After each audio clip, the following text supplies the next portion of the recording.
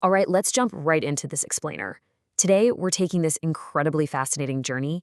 We're literally starting deep inside the hard, cold neurobiology of our brains, and we're going to end up explaining one of the most intense human phenomena out there, devotion. We're going to see exactly how our biological hardware fundamentally dictates not just our everyday decisions, but our most powerful relationships. So I want to kick things off with a pretty foundational question. Why does our brain crave absolute certainty? We kind of like to think of ourselves as these spontaneous thrill seekers, right?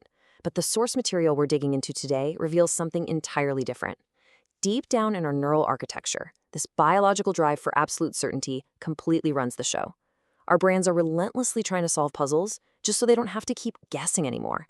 And as you'll see, this exact drive is what ultimately builds the architecture of devotion. Here's our roadmap for today. We're going to cover the brain's processing bottleneck, visual working memory limits, dopamine and reward prediction, hippocampal defensive inhibition, and then we'll bring it all together with the architecture of devotion. Let's get to it. Section 1, the brain's processing bottleneck. Okay, I want you to imagine a massive, gridlocked traffic jam inside your head. That's your prefrontal cortex, or your PFC. It's the flexible decision-making center of your brain, the part you use when you're deliberately trying to logic your way through a new problem. But here's the catch. It creates a massive bottleneck. The PFC can really only handle one complex decision at a time. This is exactly why true multitasking with new things is basically impossible. And because this bottleneck is so computationally exhausting, your brain is always constantly looking for automated solutions. It literally wants to stop thinking and start doing. So how do we actually escape that traffic jam? Well, the brain physically rewires itself. It's wild. We start with that slow, deliberate thinking in the PFC. But with extensive practice, your brain builds what's called a perception-action loop. This is how we get hyper-efficient automaticity.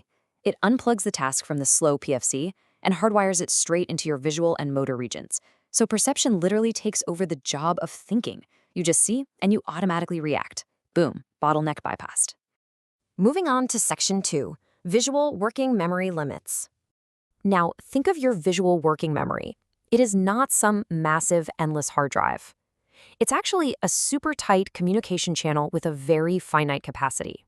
To handle this limit, your brain basically acts like a master detective, an optimal decoder. It compresses reality, filtering out the sensory noise to reconstruct only what's actually important.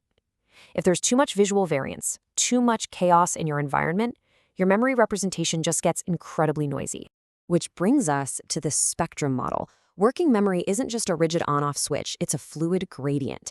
A perfect example of this from the sources is the evolutionary doorway effect. You know when you walk into a room and instantly forget why you went in there? Yeah, that isn't a glitch in the matrix. That's actually your brain actively flushing out your limited working memory slots because you just crossed a physical threshold into a new environment. It's aggressively freeing up capacity to scan for new threats or novel data. It's a highly adaptive mechanism that dictates exactly how we filter our shifting reality. All right, Section 3, dopamine and reward prediction. So let's talk about dopamine. It isn't just about feeling good. It's actually this highly advanced learning algorithm based on what's called the reward prediction error. It's all about the gap between what you expect to happen and the new information you actually get from the world. When you hit something that perfectly resolves a complex puzzle, especially in a way you didn't quite expect, your brain rewards you with this massive dopamine jackpot. But if things go sideways, you get a crushing dopamine crash. The sources have this great way of describing the unpredictable, chaotic noise of everyday life, where things are just left to chance. They call it the Monte Carlo swamp.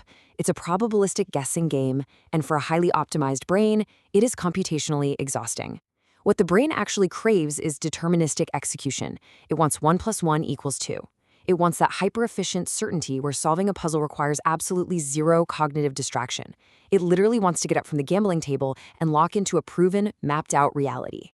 Next up, Section 4, hippocampal defensive inhibition. This is where it gets really profound. The sources say the hippocampus places a hardware lock on your system to stop you from making a blind probabilistic gamble. Think about that. When you feel totally stuck in a high-pressure, uncertain situation and you just can't seem to act, that is not a cognitive failure. That is your hippocampus actively inhibiting a choice that would put you at a disadvantage. It's a literal hardware lock protecting your system from wasting precious energy.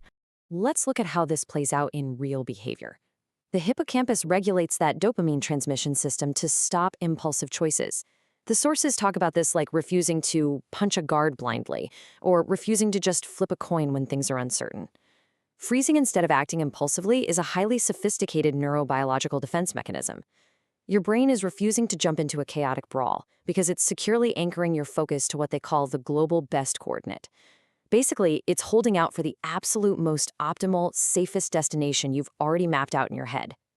And finally, Section 5, the architecture of devotion. Let's tie all this hard science together. The source material gives us this brilliant framework to map out relational dynamics, basically illustrating a clash between two totally different neurobiological states.